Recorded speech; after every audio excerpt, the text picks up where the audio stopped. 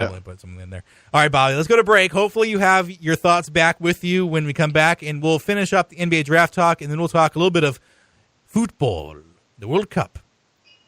But Bobby doesn't like soccer, but he likes it for the World Cup. That's right, Bobby. Right? I like the World Cup, but I'm still trying to think about what I was trying to say. Okay. We'll go to break so Bobby can think about it. We'll be right back. This is the Club in the Goods on Spreaker Radio.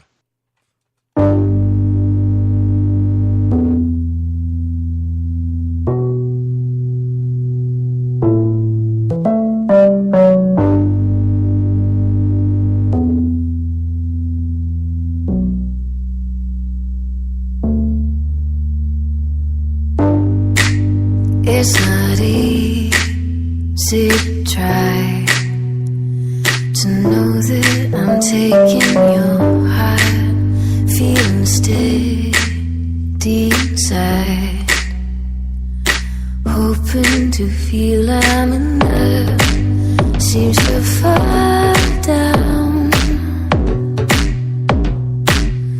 from perfect view, feeling like now.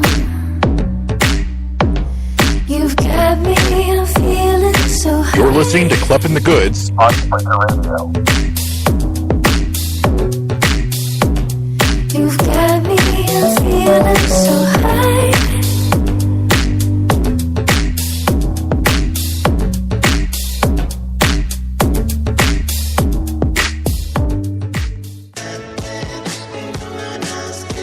Hi there, Alex Klepper from Club in the Goods here. Seeing as how Bob and myself are just getting this whole thing started again, we thought we'd reach a hand out to you across the interwebs, unfurl that hand slowly yet assuredly, and slowly call into your ear. Got any change, bruh? Now see, Bobby and myself are both hard-working men, but this is still a hobby. And you know, maybe one day we'd like it to be a little bit more? Well, that's where you come in, my friend. If you or your business is looking to get your name out there to the millions of Kleppiacs and Goodsians out there, now is your chance. Shoot me an email at abklepper@gmail.com or reach out to me on Twitter and let's talk business. Cool? Cool.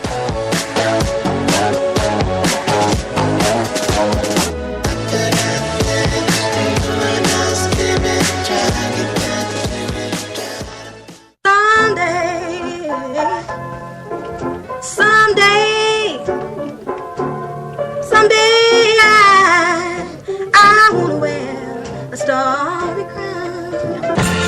Someday, I wanna lay down like God did on Sunday. Sunday, I remember things on Sunday. That way, way, that day. Someday, I wanna tell everybody someday. I wanna hit the red dot and everybody someday. Now, back to Club in the Goods on Spreaker Radio.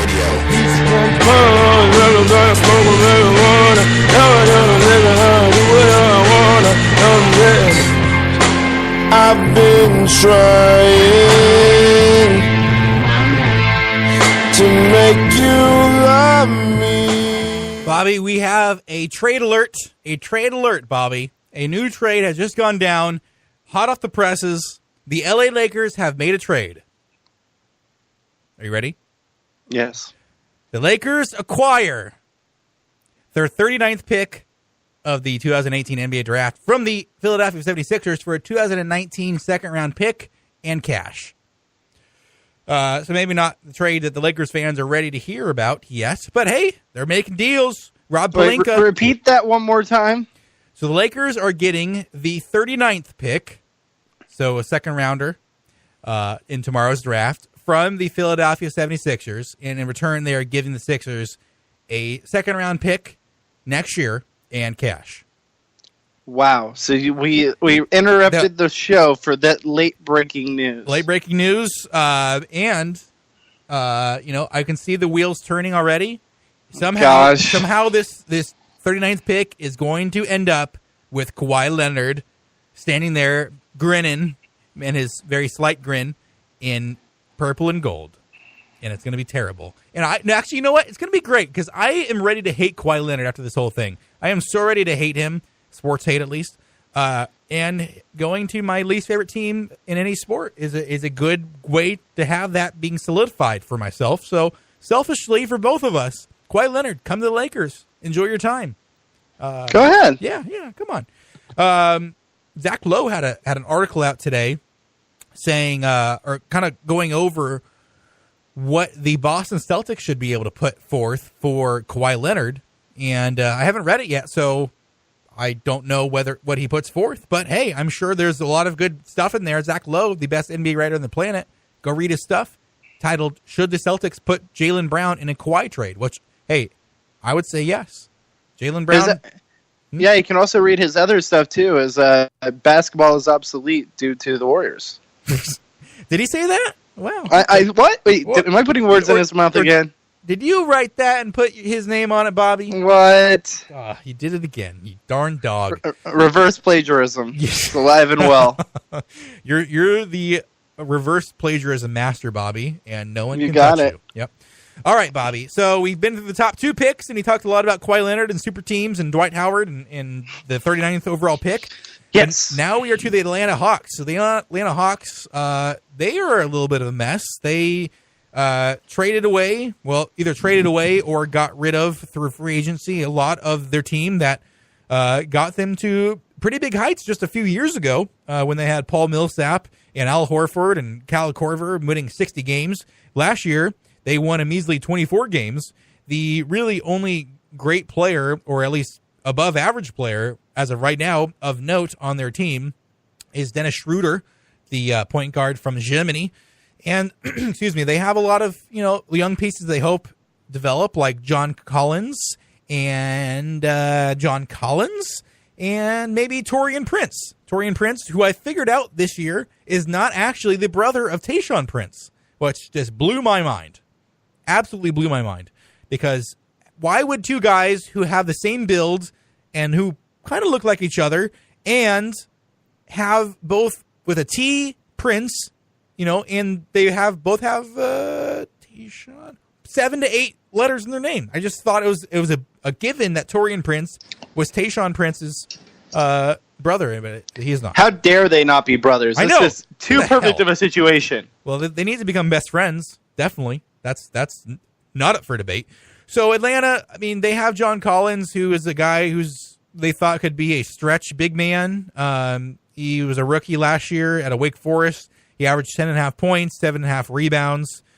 He did shoot 34% from 3, although he took less than 1 per game. So he might be a guy that can build around, but I still think they need what they need, excuse me, with Prince being, a building block.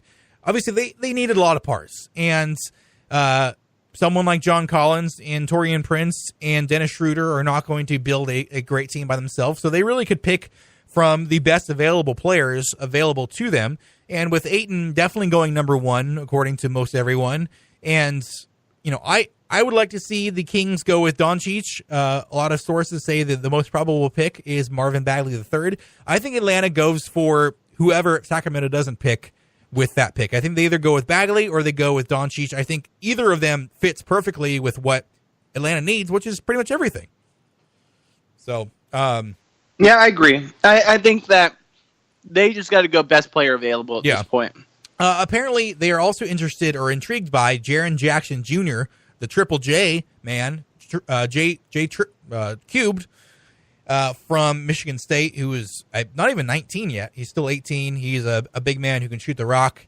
And the big rumor today is that they are possibly interested and willing to part with their number 3 overall pick, move down, and try to get something in return and get maybe the 6 and 7 range and pick up the nation's leading scorer and assist man in Mr. Trae Young. So we'll see if they do that. There's a lot of rumors going about, obviously, with trades this time of the year with less than 24 hours to go. That would be interesting as well. But I think probably the best pick for them, if Sacramento goes with Doncic, is to go with Bagley. And if Sacramento goes with Bagley, to go with Doncic. Because those two, I think, are probably rounding out the top 3 in terms of bona fide pro potential and, not too low of a floor. I mean, guys like Mo Bamba, they could be superstars, or they could be, guys who flame out like Hasheem Thabit and, never really make it. So we'll see.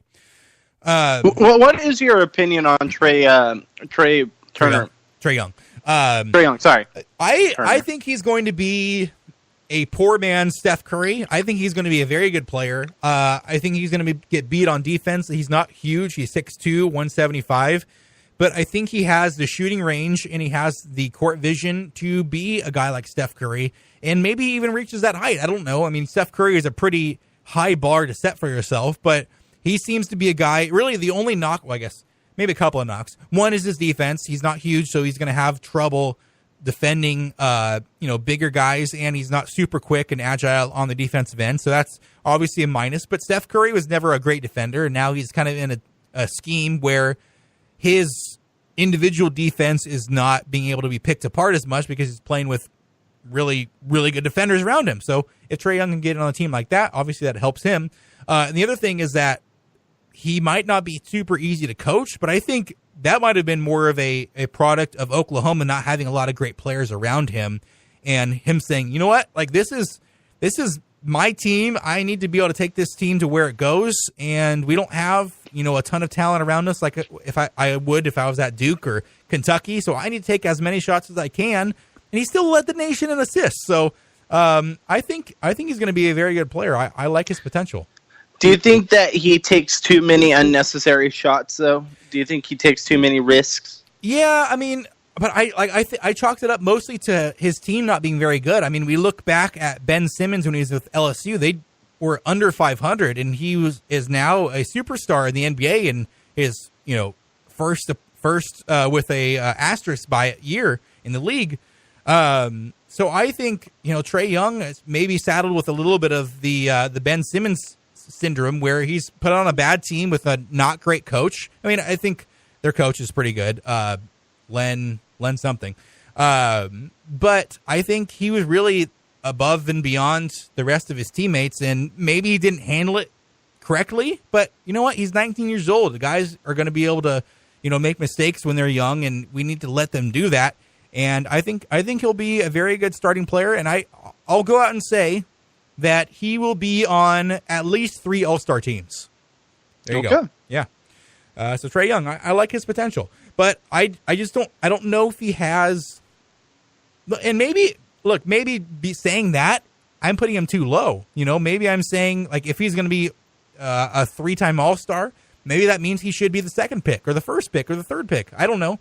But a lot of these guys have really, really appetizing and appeasing potential that, is kind of untapped into and have that, huge, specimen of a body like Ayton or Mo Bamba that you just like, if you can put it all together, I mean, this guy could dominate the league. So, and whereas obviously a guy like Trae Young needs to have that shooting ability and passing ability for him to have that same impact because he's not going to dominate it physically. So, yeah. All right. So the number 4 pick right now is Memphis.